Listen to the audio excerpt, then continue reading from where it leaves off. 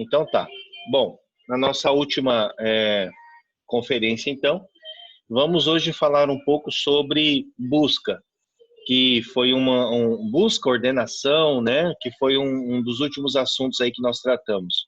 Conversando com o Cleito, a gente conversa bastante sobre a disciplina, e ele até falou apontou alguns algoritmos para a gente trocar uma ideia, e ele falou algo que é verdade. Ele falou assim, nem tem muito o que abordar quando se trata de ordenação e de busca.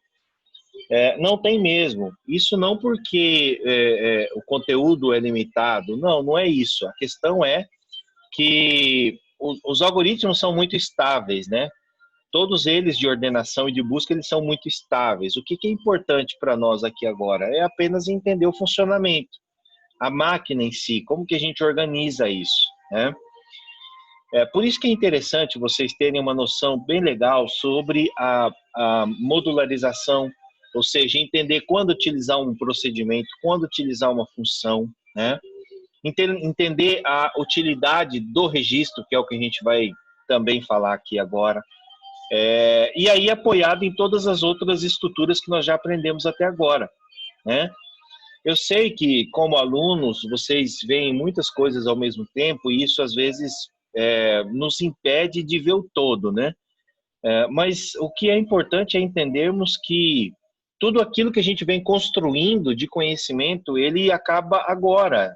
Ele colabora, ele fecha, ele converge para um fechamento agora, no final da disciplina. Então, é agora que vocês veem as estruturas de repetição, as variáveis indexadas, agora que a gente vê os registros funcionando, o conceito de TAD sendo aplicado, né? E aí os algoritmos de ordenação, de busca, e por aí vai. Isso que é importante. O Cleito, ele trouxe aqui, ó, atividade participativa 7, ele implementou esse algoritmo. Vocês estão vendo a tela do Visual G? Eu já fiz o compartilhamento com vocês. Estão vendo? Então, né? Beleza, então, esse algoritmo aqui, ele é bem legal, é bem interessante. É um algoritmo que foi implementado com o intuito de quê? Fazer a leitura de dados, a leitura dos nomes, nomes de pessoas, né? Nomes de alunos, porque aí o registro ele criou como nome nota, e aí depois dessa leitura dos dados, ele faz a ordenação por nome e depois a ordenação por nota. Veja que interessante como ficou essa implementação, que ele define aqui para nós o registro, certo? Vocês estão vendo aqui a implementação do registro. Alguém tem alguma dúvida aqui? O que é interessante de nós fazermos aqui como registro é que o que serão armazenados aqui? Os campos do registro, né? Vamos falar assim, os campos do registro são exatamente aqueles atributos que alunos têm, certo? Que os alunos têm, que todo aluno tem, né? E aí tem o seguinte, o nome do aluno como tipo caractere, a nota como tipo real. Por que a gente precisa de um registro? Porque não tem outra estrutura para nós armazenarmos dados heterogêneos dessa maneira. Ou seja, eu tenho na mesma informação, na mesma variável, eu tenho a informação nome e a informação nota. Então, nós acabamos por criar aqui um tipo definido pelo usuário, né? Ou seja, um tipo que nós criamos. E aí eu lembro que em uma das aulas, acho que foi na aula de registros, que eu expliquei para vocês como que isso surgiu, né? Como os primeiros arquivos de dados, eles eram arquivos texto, eu expliquei isso para vocês. E aí surgiu a ideia de fazerem registros na programação estruturada ainda. Quando a gente passa para a programação orientada a objetos, que deve ser uma próxima disciplina que vocês vão estudar, essa disciplina de programação orientada a objetos faz vocês enxergarem as coisas não como registros, mas sim como classes. E aí essas classes têm os seus atributos, que na verdade são as informações que vocês estão armazenando. Então a classe aluno, por exemplo, o registro aluno, ele tem nome e tem nota, certo? E são de tipos distintos, o que nos dá a questão de serem heterogêneos.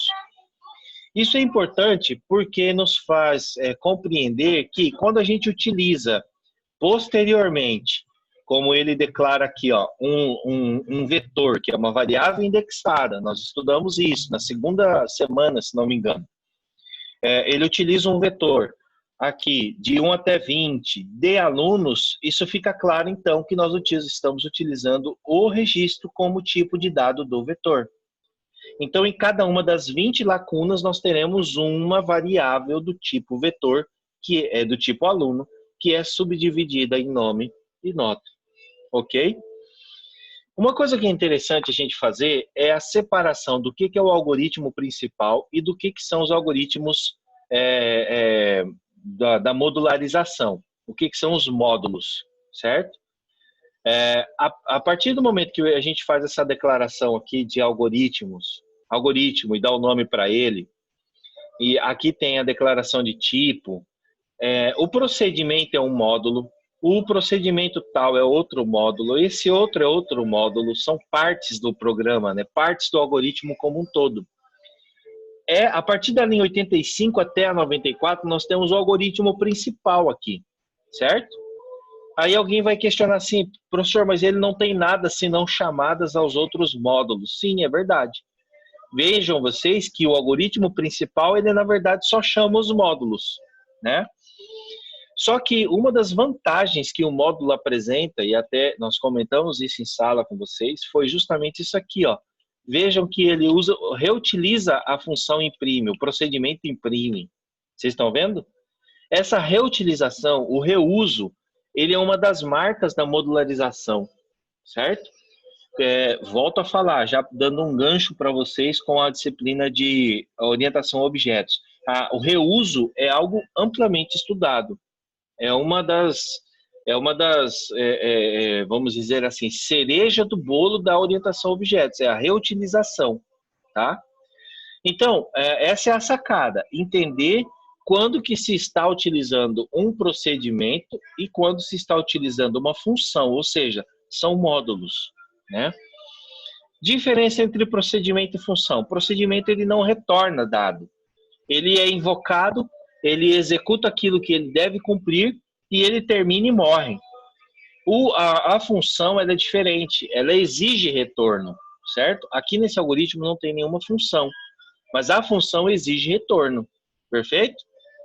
Tranquilo, então?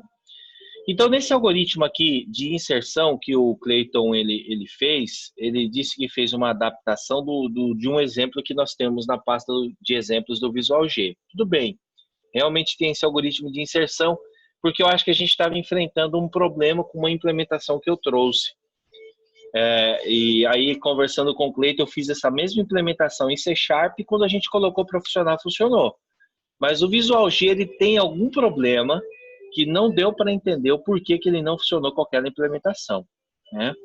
Naquela implementação não usávamos para, usávamos enquanto. Só que ele não se dava bem com uma condição composta dentro do enquanto, e aí dava um problema danado. Resultado, nós tivemos que mudar a implementação para dar essa noção para vocês. Então, esse algoritmo aqui, ele faz justamente isso. Ele faz a obtenção dos dados, ó, a leitura dos dados, e aí ele vem para cá e utiliza aqui, como vocês viram, ó, max itens é uma constante de 20, ele liga o aleatório, faz a leitura dos dados, desliga o aleatório, né? Estão vendo? Estão entendendo todo mundo aqui? Estão acompanhando? Sim ou não? Então aqui vocês vão ter a construção desses dados. E é muito interessante, porque ele já vai atribuindo os dados de acordo com o que é solicitado, né? Ou seja, digite o nome tal, digite a nota tal, ele faz isso bonitinho, funciona e fica bem. Qual é a função do procedimento? Leitura dados. Então, somente fazer o carregamento dos dados e colocar dentro do vetor. Tudo bem? Perfeito. Após isso, ele já executa duas ordenações, né? Sequencialmente. Ele executa a ordenação por nome, ordenação por nota. Primeiro ele faz ordenação por nome, imprime, ordenação por nota, imprime. A ordenação por nome, ele faz isso aqui, ó. Ele vem e chama esse procedimento. Qual que é a ideia do procedimento de ordenação? Vai de 1 até o max menos 1. Se tem 20, ele vai até 19, certo? Aí ele utiliza três variáveis aqui, ABC. C, que dá a entender que é tipo uma variável auxiliar, recebe, não, C ele controla o passo, né? A variável que está sendo controlada aqui, ele recebe o valor da iteração do para. E aí ele percorre de B para B, de A até A mais 1, até o max de itens. Qual que é a ideia? Ele pega o item 1, por exemplo, segura ele e vai do 2 até o 20. Então ele sempre caminha, ele vai do 1 ao 19, caminhando assim, 2,20, 3,20, 4,20, entenderam? Até ele chegar em 19,20. Ou seja, ele vai fazer toda a análise de todos os elementos do vetor, né? Aplicando justamente a tática da ordenação por inserção. E aí ele faz a troca quando necessário, está aqui conforme escrito no algoritmo. E o que é interessante aqui, eu até conversei com o Cleiton, a gente estava com uma dúvida com relação a isso, é a ordenação por nome, né? Porque é esquisito você fazer esse tipo de comparação aqui, né? Ó, nome menor que nome. Mas os compiladores, eles têm essa habilidade, eles fazem isso muito bem. Justamente porque cada caractere que tem dentro do nome, por exemplo, cada caractere, numa cadeia de caracteres, ele tem um código correspondente, a tabela ASCII. E esse código correspondente, ou seja, é feita uma conversão dessa string, dessa cadeia de caracteres, para uma sequência de valores da ASCII, é onde ele faz essa ordenação, né? É por isso que ele sabe, por exemplo, que o B ele vem depois do A, porque o B ele tem um código na ASCII que é maior do que o A, entenderam? Podem pesquisar isso aí, é bem legal, bem interessante. Então ele faz essa ordenação naturalmente, né? Nome, mesmo sendo cadeia de caracteres, tá? A ordenação por nota é exatamente a mesma implementação, só que ele troca o campo nota aqui, ó. O nota passa a ser a análise da ordenação, certo? Ele faz isso. Aqui já é um pouco mais óbvio, porque a gente está falando de número, né? Mas o funcionamento para caracteres é exatamente o mesmo. Perfeito? Bom, aí ele tem um procedimento em prime aqui, que é o procedimento onde simplesmente ele faz o percurso do vetor fazendo a impressão dos dados. Isso aqui é bem interessante, pessoal, porque se ele não optasse por fazer esse procedimento, ou fazer a impressão via procedimento, ele teria que copiar essas linhas aqui e substituir nesses imprimes. Muito provavelmente. E até mesmo redeclarar essa variável A aqui dentro. Funcionaria? Funcionaria perfeito. Qual que é o problema disso? O problema é que você tem duplicidade de código e aí a manutenção fica dificultada, né? E como nós, programadores, temos um problema sério com manutenção de código, a gente tem que sempre procurar uma maneira mais eficiente de escrever um código, pensando na manutenção, né? E não só na construção. Ou seja, se eu tenho dois trechos de código que são iguais, por que eu não refatoro o meu código e construo aí um módulo que possa ser reutilizado, né? É claro que essa solução da modularização ela não pode se tornar um fim em si mesmo, porque senão você vai querer sempre fazer modularização e vai esquecer de outros aspectos do seu algoritmo, como a clareza, como a coerência, enfim. Então a gente tem que sempre tomar cuidado com isso, né?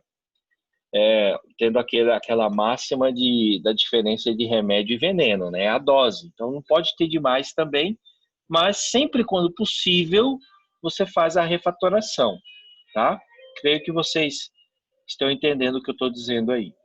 Isso vocês vão levar para uma série de outras áreas do desenvolvimento, né? E como a nossa profissão, a área de desenvolvimento, ela muda muito, então hoje a gente está vendo uma série de tecnologias, mas daqui uns dias, gente, isso aí, eu dou meses, não dou ano não, eu dou meses. As tecnologias mudam versões de linguagens, versões de frameworks, que a gente tem que estar sempre antenado, né? Tudo bem? Alguma dúvida, pessoal? Sem dúvida. Francisco, sem dúvida. Juliano, semanas, o que é isso? Ah, semanas mudam? Em semanas mudam, é isso que você quer dizer? É verdade. Eu fiquei assustado, porque eu comecei a desenvolver já tem um tempinho. Ah, e eu comecei a desenvolver com Delphi 4, Delphi 5. E aí eu pulei para o C Sharp em 2004, para vocês terem noção. E aí de lá para cá eu venho trabalhando, desenvolvendo sistemas e tal. Fiquei até 2012 no Tribunal de Justiça daqui do nosso estado, né? Fiquei até 2012 lá. Mas em 2012 eu já não desenvolvia tanto, porque eu era gerente de projetos. Aí eu entrei no concurso do IF. Então, assim, aí eu parei meio que em 2012 do desenvolvimento, né? Eu venho acompanhando e tal, mas ontem eu dei uma pegada em umas coisas aqui que eu fiquei meio assustado. Meu Deus do céu. TypeScript vai substituir o JavaScript? Eu não sei disso não. Deixa eu ver aqui.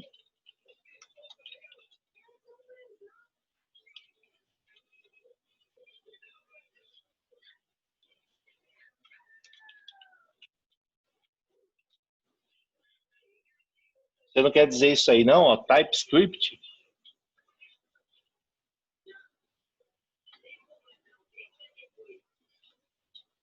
Né? Deve ser TypeScript. Mas ele não vai substituir JavaScript não. Na verdade, ele gera JavaScript. Só para você ter noção de como que é terrível a nossa área, né? Mas legal. Vamos lá, vamos sem perda de tempo. Tranquilo, então. Aí, olha só, esse exercício aí que eu vou compartilhar com vocês agora, que é a nossa última atividade, né? Eu prorroguei o prazo para vocês até a próxima quarta, né? Dia 17.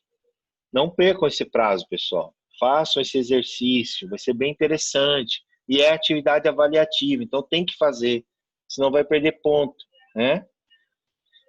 Então, façam ele. E tá aí. Ler um vetor de 500 números e fazer as ordenações, certo? Tranquilo, isso aqui não vai prender vocês por muito tempo, a não ser que vocês queiram fazer algo bem sofisticado em termos de interface. Mas não é para tomar tanto tempo de vocês, não, né? Tá? Ler 500 números, vai alimentar automaticamente, ou seja, usar o aleatório. Aí depois oferecer 3 métodos de ordenação. Você pode fazer igual o Clayton fez? Pode, sem problema nenhum. Ele já fez a leitura dos dados, ordenou, imprimiu, pode fazer? Pode fazer. Nesse caso, vocês vão ter que manter um vetor original, né? Porque depois da primeira ordenação ele muda. Aí não perde sentido, entenderam? Ou se vocês quiserem, até Clayton, se for o caso, a gente pode também articular com o professor Dejair, para caso fique difícil oferecer esses três métodos de ordenação no mesmo algoritmo, ou seja, pela construção de um menu, ou seja, pela manutenção de um vetor original e tal, se ficar muito difícil de fazer assim, porque na minha visão não talvez eles possam entregar 3 algoritmos, entenderam? Entendeu? Um com cada método de ordenação, se for o caso, certo? Entenderam, pessoal? Entenderam o que eu quis dizer aqui agora? Exatamente. Exatamente. O único problema é que vai demorar para ordenar. E esse é o intuito. Eu gostaria que vocês entendessem e sentissem na pele essa diferença da ordenação. Entenderam? Vocês vão ver que vai dar diferença. Vai dar diferença. O algoritmo, os algoritmos de ordenação, eles surgiram, não foi à toa, gente. Não foi porque alguém parou e falou, eu estou sem nada para fazer, eu vou fazer o por inserção. Não, não foi isso. Eles foram estudando e vendo as diferenças, os problemas, e aí criaram novos métodos de ordenação, certo? Merge sort, quick sort, heap sort, tem vários que são interessantes de você estudar e ver quais são as diferenças, tá? Só vou dar uma dica, tem uma questão na prova sobre ordenação, tá? Só uma. Bom, perfeito, vamos lá. Agora vamos aqui para a atividade participativa. O Cleito deu uma sugestão bem interessante de a gente trabalhar a atividade participativa 8, que é a última, que eu espero que vocês já tenham feito, né? Se não fizeram, façam antes da gente fechar a plataforma, porque ela não tem prazo, certo? Então façam essa atividade. Aí nós temos aqui, primeira questão, pilha é uma estrutura de dados em que o último elemento a ser inserido será o primeiro a ser retirado, né? Isso é um conceito, né? Nós temos LIFO e FIFO. LIFO é last in, first out, ou seja, o último a entrar, primeiro a sair. Então, essa assertiva aí, ela está correta, né? O último elemento a ser inserido é o primeiro a ser retirado. É a pilha, o funcionamento da pilha. Aí, ó, o Cleito está me informando que só 8 mandaram a atividade participativa. 8, Cleito? Ah, não, pessoal. Sacanagem. Eu vou cobrar da turma isso aí. Uma atividade dessa, depois na hora da gente, né, o aluno está lá precisando de 10 décimos, sei lá, de 1 décimo, aí não tem atividade, aí vai ficar difícil, né? O aluno tem que ajudar o professor a ajudar ele. Então tá. Segunda questão. A lógica FIFO é utilizada na estrutura de dados de qual tipo? Pointer ou ponteiros? Viajei na maionese com isso aqui, ó. Isso aqui é equivalente, se vocês analisarem, né? Filas ou essa palavrinha chata de inglês aqui que a gente tem que pronunciar, que é bem chata de pronunciar. Ou embaixo, a gente tem pilhas ou stack, né? Também são sinônimas. E arrays ou matrizes. First in, first out é aquele conceito de primeiro a entrar, primeiro a sair. Ou seja, eu tenho isso numa fila, né? Primeiro a entrar, chegou na cabeça da fila, é o primeiro a sair. Perfeito? Aí, terceira questão. É possível eliminar dados em uma fila somente no início da estrutura? Olha aí que pergunta. E vai cair questão na prova que vai ter essas assertivas assim. Na fila você tira elemento da cauda? Na fila você só coloca elemento na cauda? É possível colocar um elemento na ponta da fila, na cabeça da fila? Entenderam? Nesse caso aqui, essa assertiva, é possível eliminar dados em uma fila somente no início da estrutura? Está certo. É só lá que a gente pode retirar um dado da fila. Entenderam? Tudo bem até aqui? Todo mundo comigo?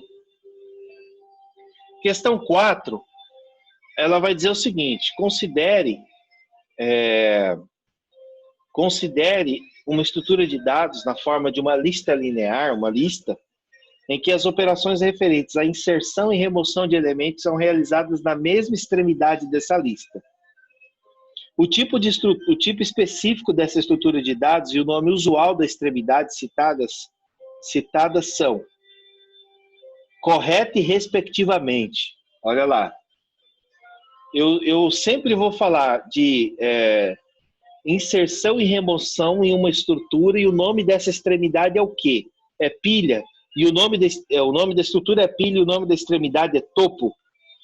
O nome da estrutura é pilha e o nome da extremidade é base? Jamais, né? Letra B, jamais. Árvore e folha, esqueça, nós nem estudamos árvore. Grafo, esqueçam. Uma coisa que a gente tem que aprender ao fazer prova, pessoal, e isso é bem interessante, é claro que o conhecimento ele é fundamental e o mais importante de tudo, mas o próprio conhecimento ele auxilia você a eliminar o que está errado, certo? Então aí, quando você pega as alternativas assim, você vai ver assim, sempre tem alternativas que estão muito erradas, tem aquelas que estão mais ou menos, que até te fazem pensar, por exemplo, a letra B, te faz pensar, né? Mas a letra A é a que está mais certa de todas. Então, vão assim por eliminação. E por eliminação, eu digo para vocês, as 3 últimas, elas estão fora, né? O professor não deu árvore, nem grafo, não poderia cobrar numa prova, certo? Daí você já elimina 2, e por aí vai.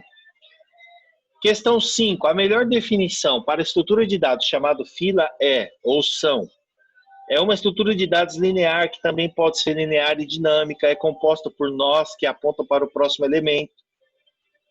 São estruturas baseadas no princípio FIFO, First In, First Out, em que os elementos que foram inseridos no início são os primeiros a serem removidos. São estruturas baseadas no princípio LIFO, Last In, First Out, na qual os dados inseridos por último na pilha, ou nada a ver, né? Já tira isso aqui. E por aí vai, ó. Letra D é uma estrutura de dados em que cada elemento tem um ou mais elementos associados. São estruturas lineares e estáticas, isso é, são compostas por um número fixo, finito de elementos de um determinado tipo de dados. Enfim, tudo isso aqui você tem que analisar e ver. Eu sei que algumas questões aqui a gente não tratou na disciplina, e é por isso até que é uma atividade participativa, no sentido de vocês deixarem o conhecimento crescer um pouco mais. Se alguém pesquisou isso aqui, algum desses conceitos na internet, vocês vão ver que existem os conceitos de lista encandeada e lista duplamente encandeada. Dá para a gente fazer isso com Visual G? Não, porque ele não suporta orientação a objetos, né? Na lista encandeada e lista duplamente encandeada, para vocês terem noção, a gente não usa vetores. A gente implementa simplesmente com objetos. Os próprios objetos se relacionam entre si, né? O Cleiton está corrigindo todas, né? O Cleiton, ele corrige todas e a gente tem conversado com o professor Dejaí na outra turma lá de 19.2 também para corrigir. É bem importante esse feedback para vocês. Então, como eu estava falando, a lista duplamente encandeada ou lista ligada ou duplamente ligada, né, encandeada ou duplamente encandeada, elas são implementações de listas baseadas em objetos, não utilizam vetores, funcionam muito bem e é uma estrutura utilizada, estudada pela computação. Tá? Perfeito? Exercício 6. São exemplos de algoritmos de ordenação, exceto. Tá muito fácil isso aí, né? Isso aqui tá muito fácil. Bubble sort, nós estudamos. Select sort, shell sort, nós não estudamos, mas já dá para vocês terem noção. Busca sequencial, não tem nada a ver com ordenação, né? Ela nem precisa de ordenação. Então, aí já dá para vocês despacharem essa questão. E o Quicksort, que é um famoso algoritmo de ordenação também. Ou seja, pessoal, uma pequena busca na internet acerca desses assuntos já daria para resolver essas questões. Tá? Questão 7, acerca das estruturas de dados estáticas e homogêneas e das estruturas de dados dinâmicas, listas, pilhas e filas, utilizadas para armazenar conjunto de valores, julguem os itens a seguir. Vetores são utilizados quando estruturas indexadas necessitam de mais que um índice para identificar um dos seus elementos? Errado. Isso aqui é matriz, né? Mais de um índice é matriz. Precisamente 2, certo? Acerca das estruturas de dados do tipo vetor em linguagens estruturadas, julgue os itens a seguir. Uma posição específica de um vetor pode ser acessada diretamente por meio de seu índice? Isso é certo. Na verdade, só assim, né? É o que vocês têm que pensar. Eu só acesso um item do vetor através de um índice. Sem ele, eu não acesso. Aí, questão 9. Considere que os itens 10, 11, 12, 13, 14 foram inseridos nessa ordem em uma fila. Esses mesmos números foram inseridos na mesma ordem em uma pilha. Nesse caso, o topo da pilha é o 10. Será? Se eles forem inseridos nessa ordem, o topo da pilha não é o 10, mas a cabeça da fila é o 10. O primeiro elemento a ser removido da pilha é o 10? Não, mas é o da fila. O número 14 é o primeiro elemento a ser removido da fila? Não, ele é o último. E o último elemento a ser removido da fila é o número 14. Essa é a alternativa correta. É só pensar no conceito das estruturas que a gente consegue a resposta. Tranquilo? E a última, que essa aqui demandaria um pouquinho só de pesquisa para você identificar quais são os nomes das operações da estrutura pilha. Assinale a opção correta relativa às operações básicas suportadas por pilhas, que é push, ou push e pop. essa top não existe. Então você já elimina a letra C. Você sabe que é push ou pop. Push, ela insere um elemento no final da pilha. E push coloca um elemento no topo da pilha. Veja, alguém até poderia abrir um recurso nessa questão, se fosse prova, e escrever assim, professor, inserir um novo elemento no final da pilha é a mesma coisa que no topo da pilha. Só que o que é mais correto? É falar final da pilha ou topo da pilha? Né? O mais correto é a gente escrever topo da pilha. E aí vem pop, adiciona elementos ao topo da pilha. Pop ele retira e push ele coloca, certo? Então, fica aí como letra B, coloca um elemento no topo da pilha, o resultado dessa operação push. Perfeito, pessoal? Alguma dúvida? Estamos finalizando aqui os nossos 40 minutos. É o que a gente tinha proposto para hoje, apenas revisar aquele algoritmo e também fazer essa atividade participativa com vocês. E falar sobre a prova, né? No minuto final, novamente eu quero falar para vocês, a prova vai começar às 14 horas. A Dirlene vai estar online também, eu creio que eu também estarei online para ver. Vocês já vão saber a nota da prova, assim como nas outras disciplinas, né? Vocês já sabem a nota no final da prova. Vocês têm 2 horas, mas não vão levar 2 horas para fazer a prova, pode ficar tranquilo, vai levar bem menos tempo. E é isso, espero que deem uma revisada amanhã, né? A revisão, o nosso cérebro aprende muito com a revisão. A gente acha que não, mas ele aprende muito. Se você leu, exercitou, professor, deu um branco agora, calma, vai com calma para a prova, fica tranquilo, que a memória, às vezes, ela quer dar essa impressão de que ela não gravou nada, mas, na verdade, ela está só aprendendo. Aí, se você revisa, aquilo fica bem melhor, fica bem mais fácil. Você lembra, né? E eu tenho